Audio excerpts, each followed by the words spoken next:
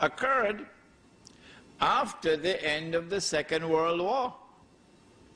Very interesting things happened before that, but I don't want to keep you here until 11 o'clock, so let's cut out part of it. You can get it in this book here, Prohibition of Riba in the Quran and Sunnah. And let me go straight to the end of the Second World War. The European powers who were victorious, they now called an international monetary conference and invited the rest of the world to attend. It was held in a place in upstate New York called Bretton Woods. And there were Muslim countries present. Saudi Arabia was there. It was held in 1944.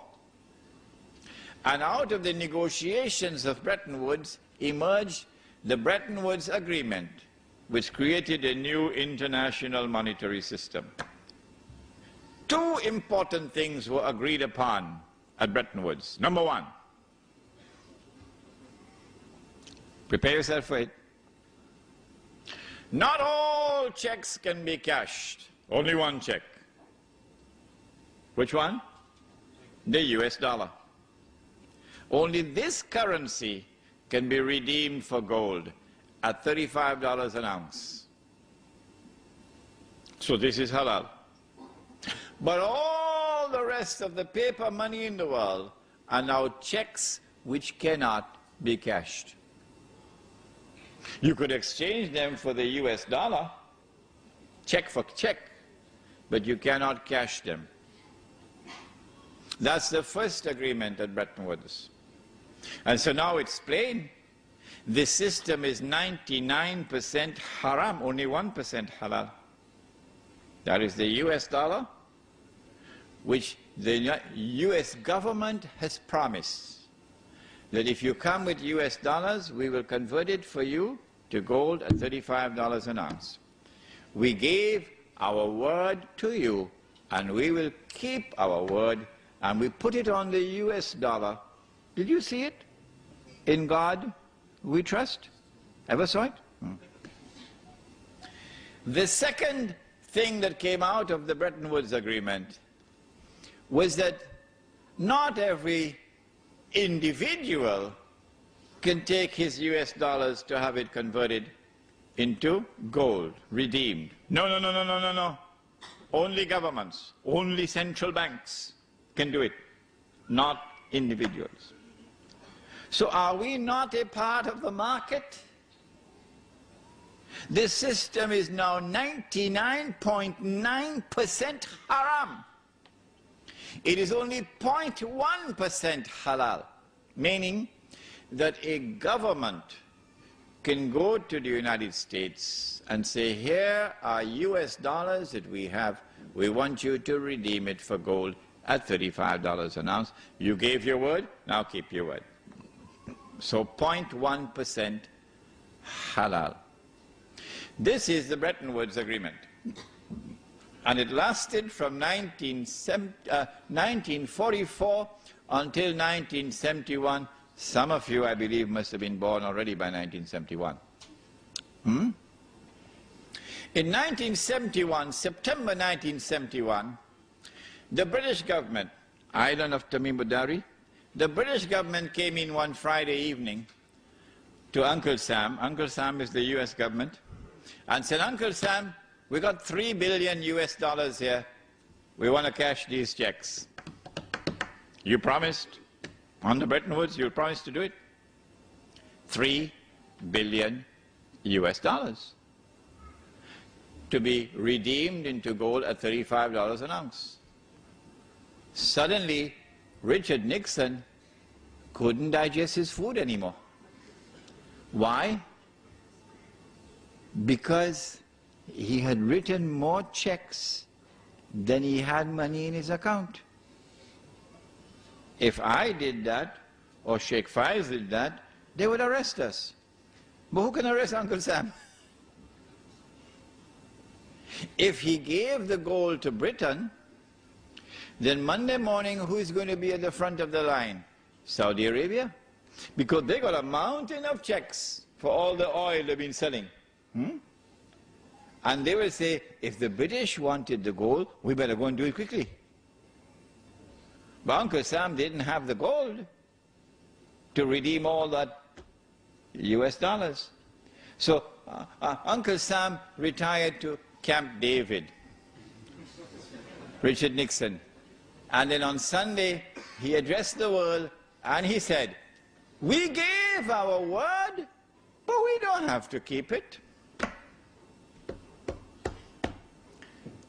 And so the Bretton Woods Agreement collapsed in September 1971.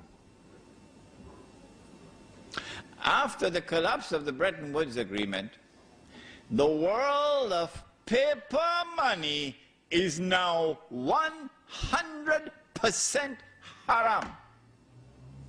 Surely the world of Islam would recognize that. Surely the ulama of the world of Islam would recognize that. But no, it was not to be. Illa masha'Allah. It was not to be.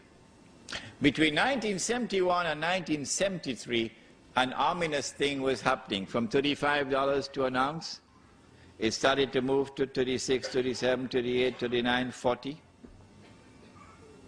And by 1973, it had reached 40.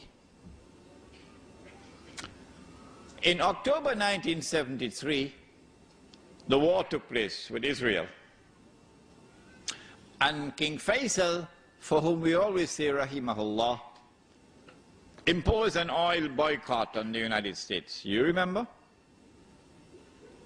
And then all the Arab oil producing states, they also joined in the oil boycott. Guess what happened to the US dollar? It collapsed by 400% overnight, from 40 to 160. Why? I ask this question, why? Because of an oil boycott, why should this happen? And then on the 15th of January 1980, the same thing happened again. Iran had had a revolution, and the Iranian people took control of their oil. More than that, they were threatening to export their revolution into the Gulf, where the oil is located. And then at the end of December 1979, the then Soviet Union invaded Afghanistan and took over the country. And Wall Street knew the reason why. Wall Street knew that the Soviet Union has done this because of fear of the threat posed by the revolution in Iran. And so Wall Street had their greatest fears confirmed. And on the 15th of January 1980, the US dollar collapsed to $850 to an ounce of gold. So we ask the question, why did this happen? There was no economic cause to explain it. None. The US economy was the largest economy in the world.